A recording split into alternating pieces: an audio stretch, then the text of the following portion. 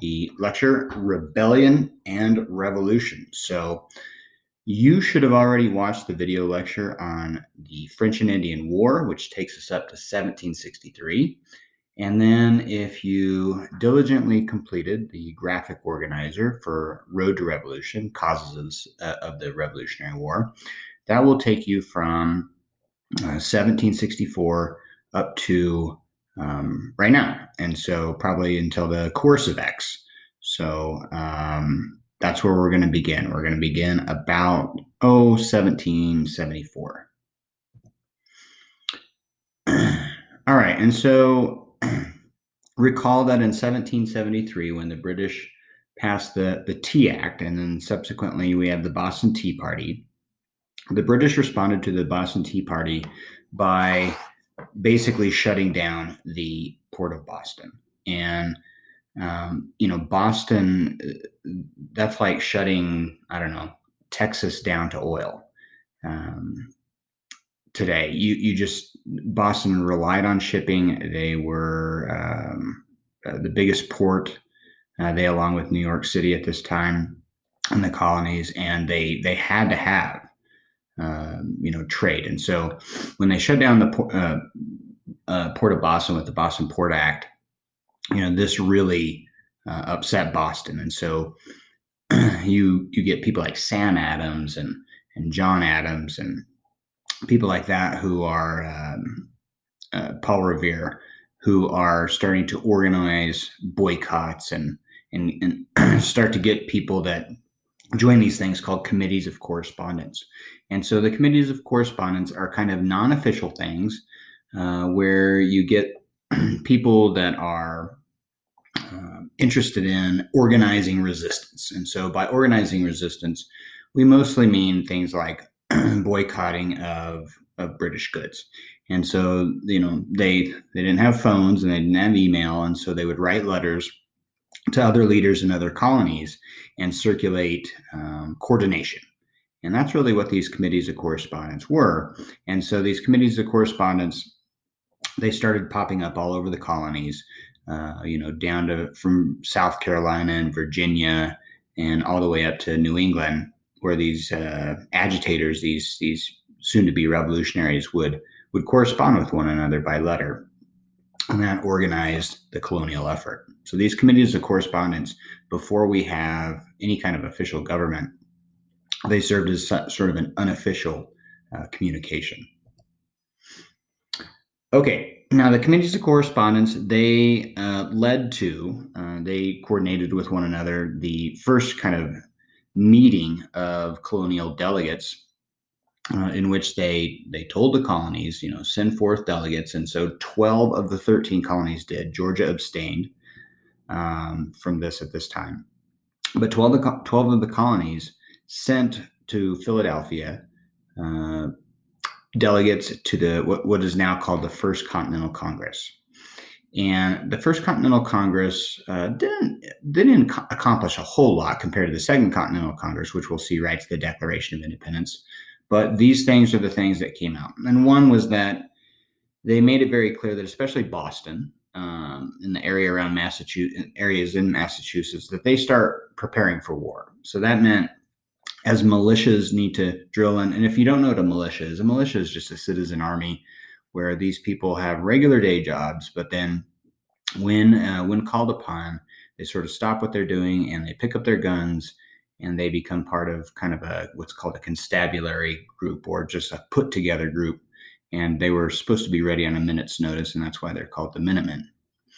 And so all up and down the coast, the Atlantic coast, but especially in Boston, around the Massachusetts colony, they advised them to start, slowly finding more gunpowder, getting it from local individuals, and then start drilling on the town's commons or wherever they were, but just, be ready. And so, that started to actually alarm England a little bit, that they saw these militias drilling. It's like, why would you be drilling? Why do you need to be doing this unless you prepare to attack us? And so, eventually this is going to lead to Lexington and Concord. But that was the first preparation. And then the second one was that this group kind of formed called the Continental Association. And really what the Continental Association was kind of an extension of the Committees of Correspondence, where this group was trying to enforce what amounts to an embargo. And if you don't know what an embargo is just an all-out boycott. So not only would American colonists not buy from the British, and so that's called non-importation, but they would not sell to them either. And this is a big deal because you have to understand most of the stuff that shippers in the colonies right now at this time, what they produced, they sold to England, they sold to Great Britain. And so that's kind of cutting them off. And so smuggling is going to start to be a big deal. And that's why people like John Hancock become so rich. It's why people like John Hancock become viewed as such rebels, because they were, they were at the heart of this Continental Association, and really, they used all sorts of tactics with people in the colonies, trying to get them to, anything from peer pressure of, hey, use homespun goods, so don't buy from other countries. Let's produce these ourselves, and then, let's wear that clothing instead of buying clothing made in Great Britain.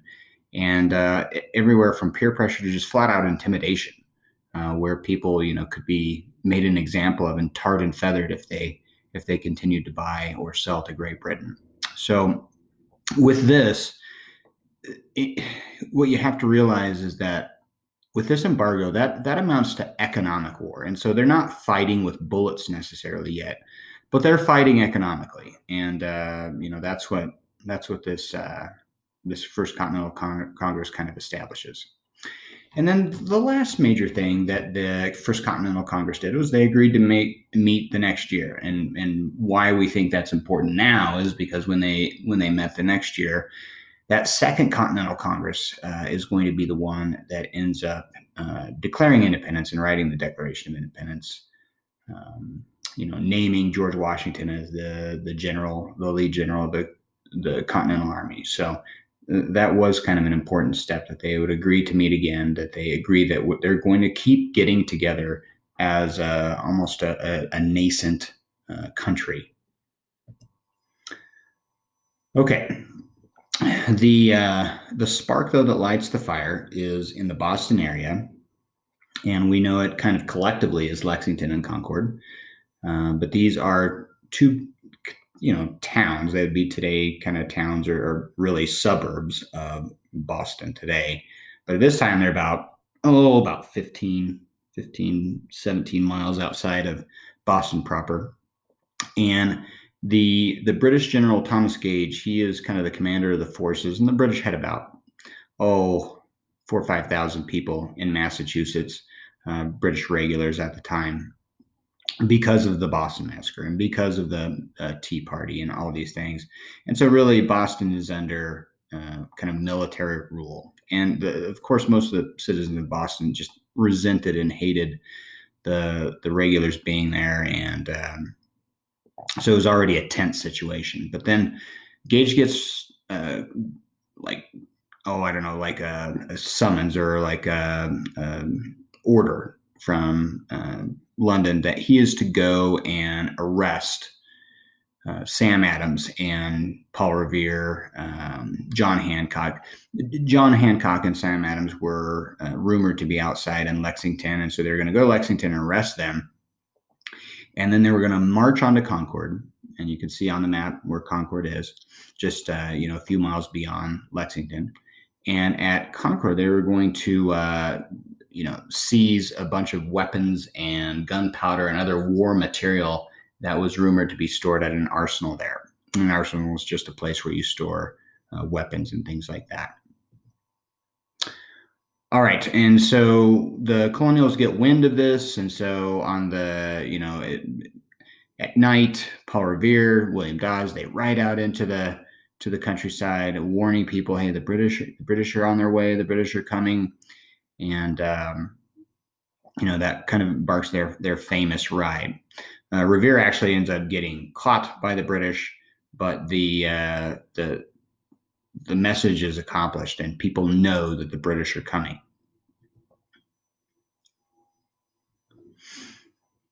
All right. So early on in the morning of April 19th, 1775, the British, on their way to Lexington and Concord, they are met by about less than 100 Minutemen, and they're out in a big field, and the the British commander says, disperse you rebels, and something happens. We don't really know for sure, but a shot is fired. The famous shot heard round the world, start of the revolution, and the colonials are, they're just totally defeated. They're 100 compared to rumors of 700 to 1,000 different British troops, and so they quickly disperse, and the British march on to Concord. Once they get to Concord, they find that there's not a lot of the gunpowder and weapons there, and so they burn whatever's left, and they start marching back to Boston, which is now about 17, 18 miles away. And the entire way back, they're just ambushed through, from trees and from behind buildings, and it's just a gauntlet of death. And they end up, by the time they get back to Boston, at the end of the day, they've actually lost or wounded, and they have casualties. So a casualty, if you don't know this, is wounded or killed. But they had about 3 times as many casualties as did the colonists. So I wouldn't say it's necessarily a victory, but the British realized that they'd better be careful, and that they weren't going to be fighting all the time a traditional war against these colonists, that they were going to be ambushed quite a bit, and the use of guerrilla warfare. And so it kind of alerted them to, hey, this may not be as easy as we thought.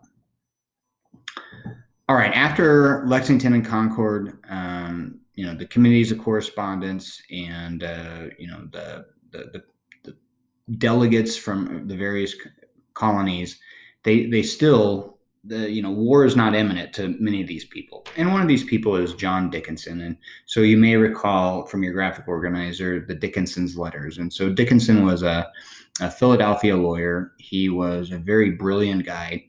And, from the days of his Dickinson's letters, where he wrote that the British had the right to regulate trade, but not to raise tax revenue within the colonies. And so, he is largely responsible also for writing what's called the Olive Branch Petition.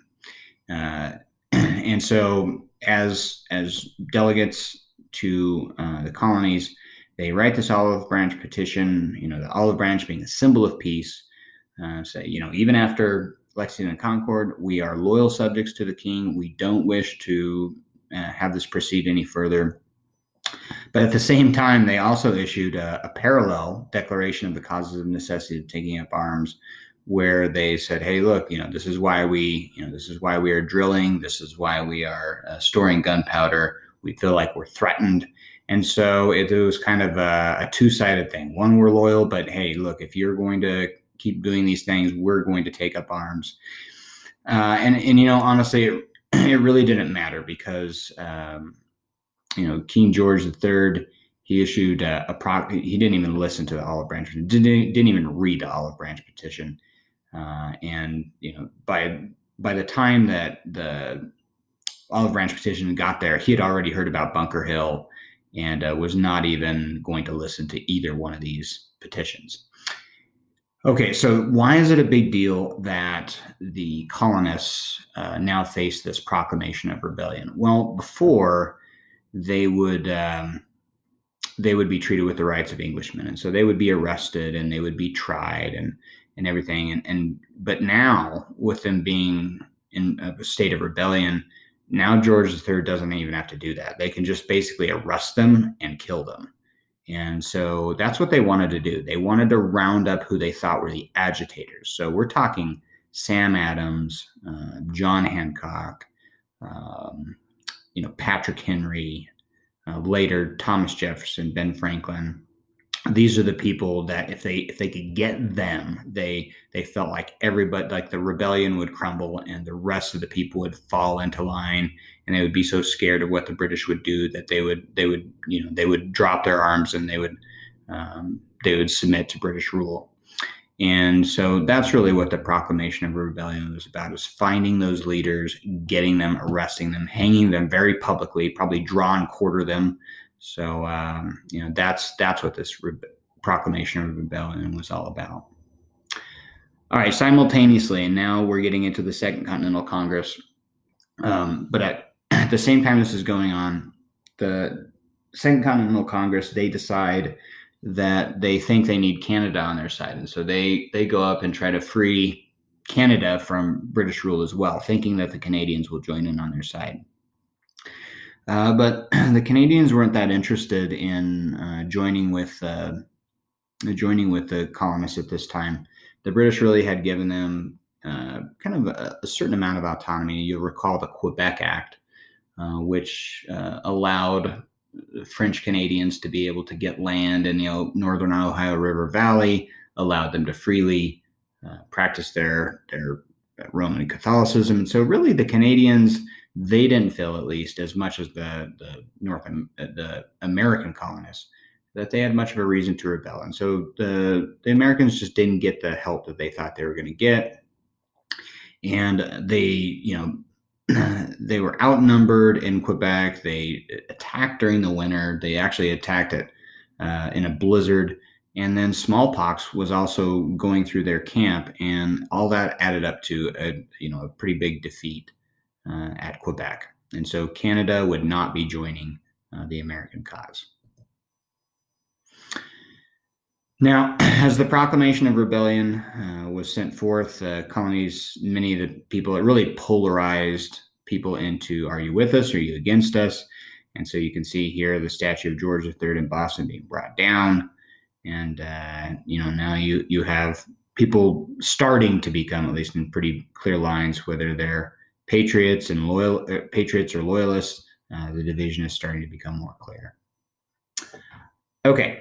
As for the Battle of Bunker Hill, this is also a fight in Boston. So the first really couple major battles besides the Battle of Quebec that's happening in Boston. And that makes sense because Boston is kind of the epicenter of the revolution, at least early on.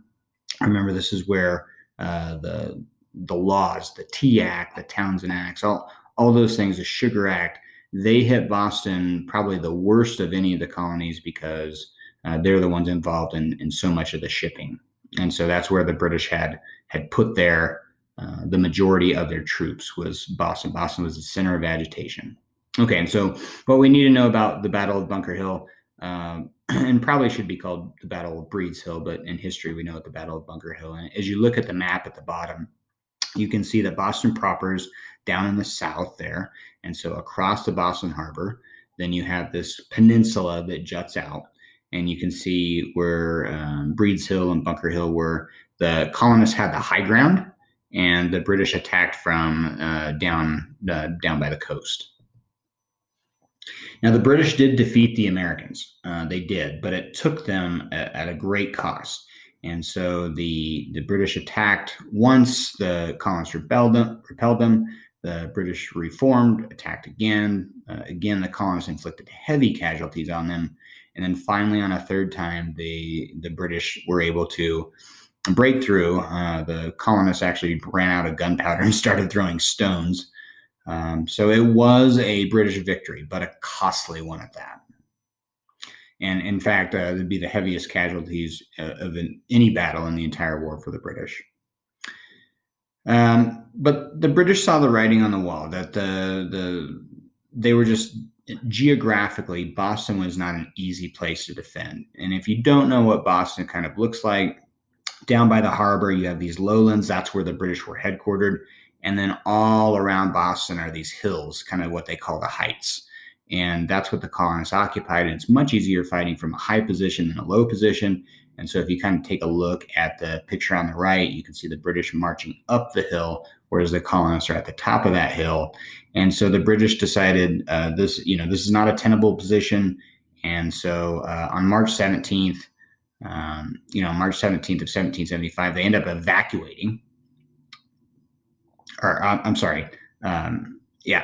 end up evacuating to Nova Scotia. And, when they did this, then that kind of ends the first, I guess you would say, part of the war. And the Battle of Bunker Hill really polarizes the population into the people that are patriots and people that are loyalists. Okay, now at this time you have many people that are calling for independence, but we have nothing formal yet.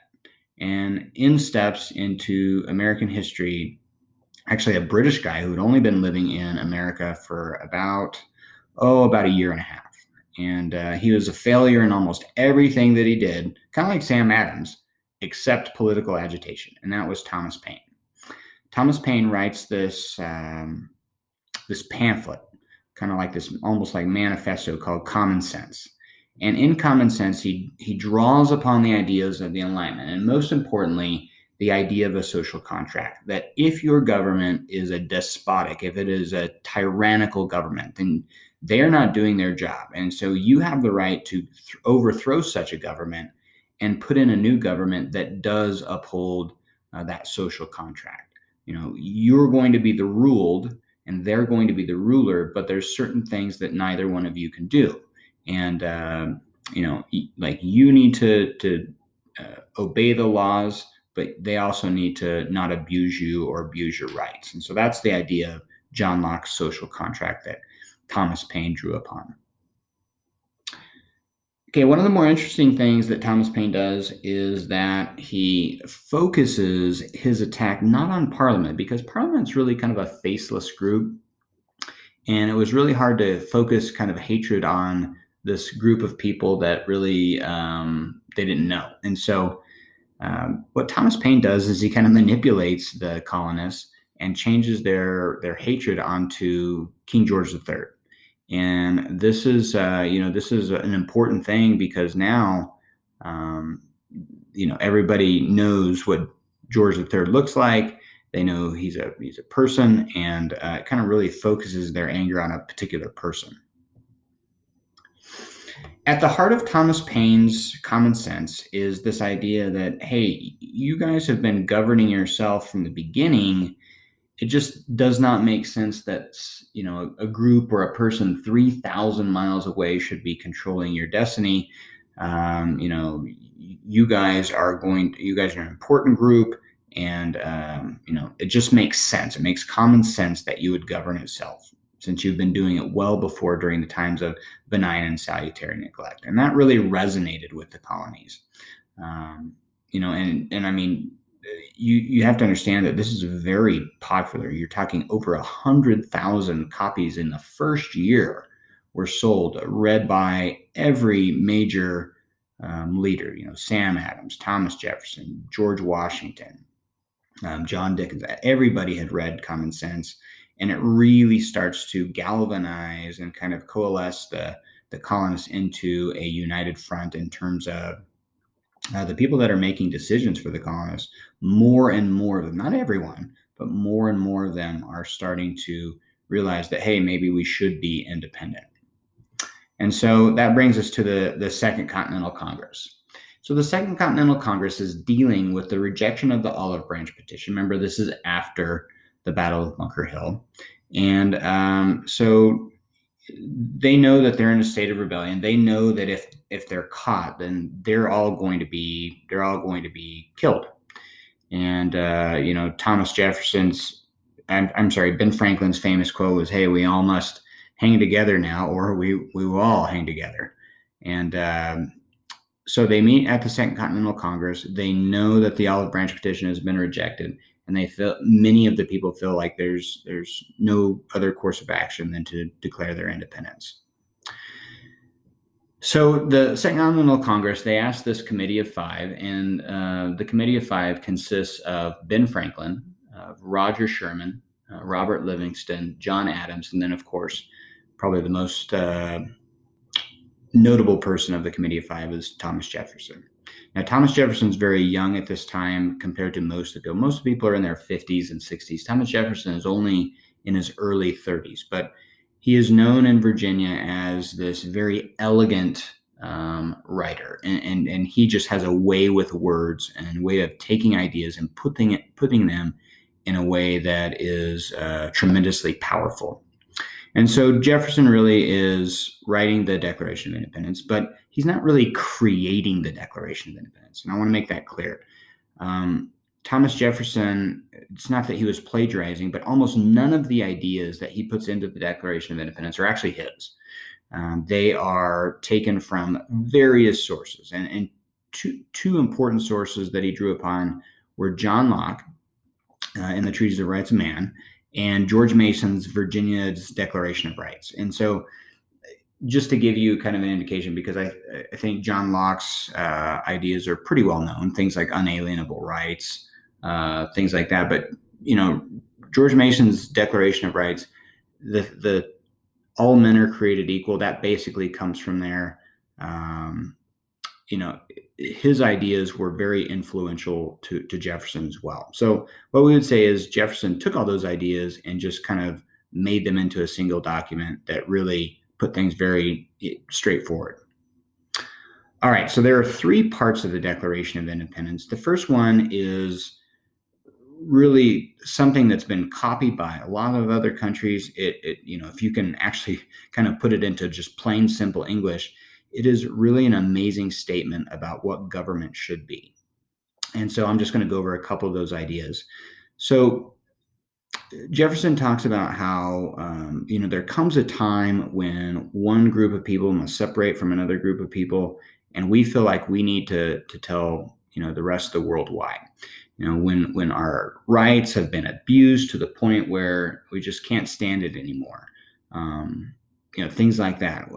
All men are created equal. They're given by their creator with certain unalienable rights that cannot be taken away, rights that every person has.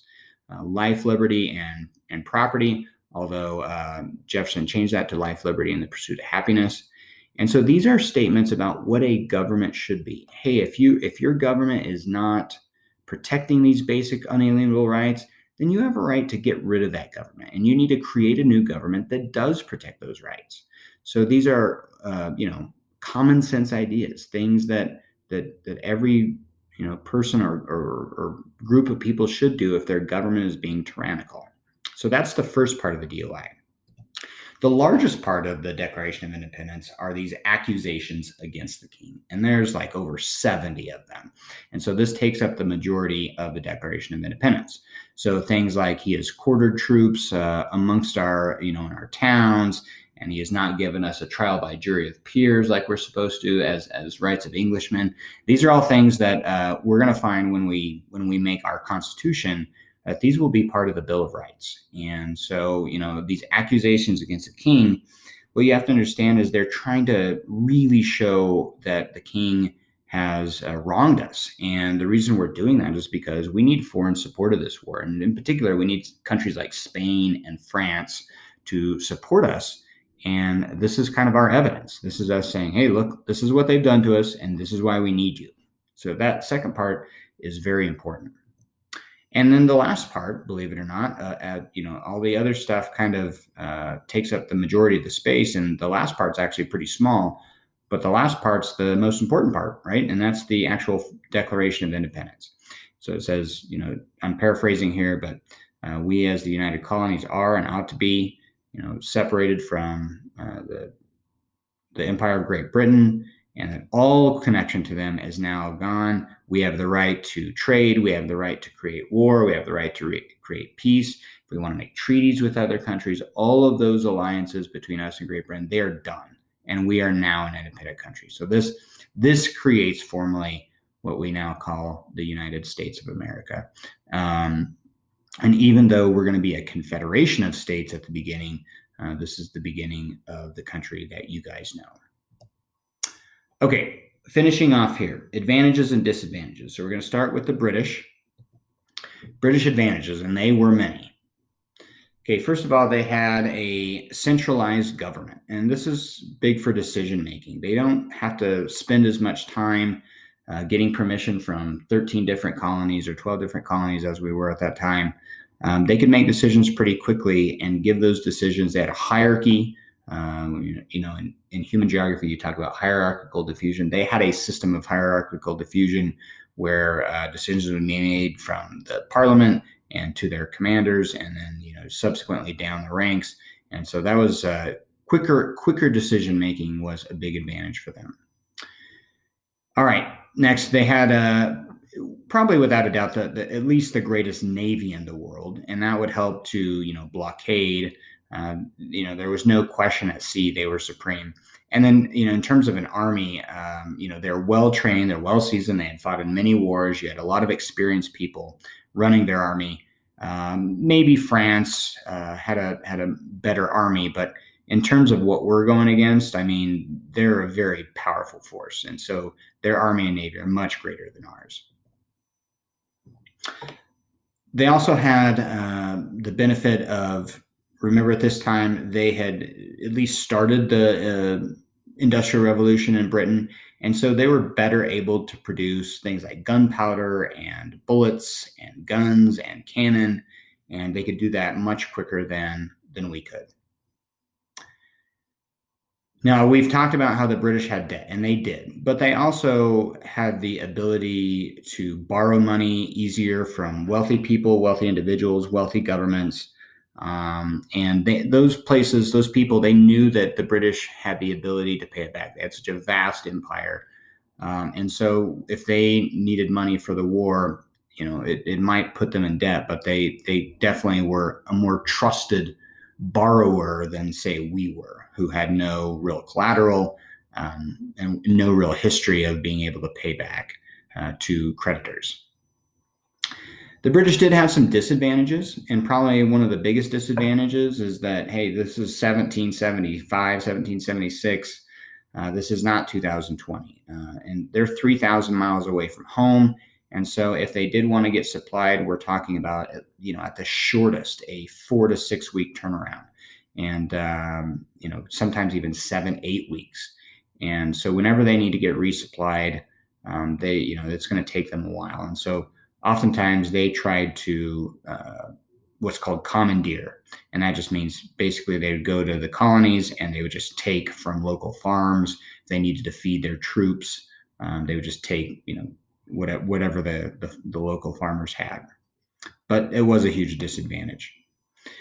Secondly, a lot of the soldiers that were being paid were paid pretty meager wages, and they're 3,000 miles away from home, and they could really care less about these colonists. And so I guess what it amounts to is they're just kind of half-hearted in terms of trying to subject these people. And they have to win the war. They don't, unlike the colonists who just have to not lose, these British regulars, their job is no more than they have to absolutely win. And a lot of the soldiers just didn't really care that they had to do that. And then lastly, a major disadvantage was the arrogance that the British commanders had, especially. And they just did not think they could lose. And they did not give any credit to the colonial militias. I mean, and maybe likely so. I mean, they are one of the greatest army and naval forces in the history of the world. And they're going up against a bunch of ragtag farmers and artisans, and probably likely they should be overconfident, but it ended up hurting them. They always underestimated. They never gave enough credit to the colonials. Okay, lastly, colonial advantages. Probably the biggest advantage they had was the incentive to fight. They knew what would happen to them if they lost. The leaders would be, rounded up. They would all be killed. They had a lot of reason to fight. They knew how bad it would be if they lost. Geography was an important thing on their side. They knew all the ins and outs of the geography, where the best places to hide were, where the best places to fight from. Whereas the British have to carve out these places through battle.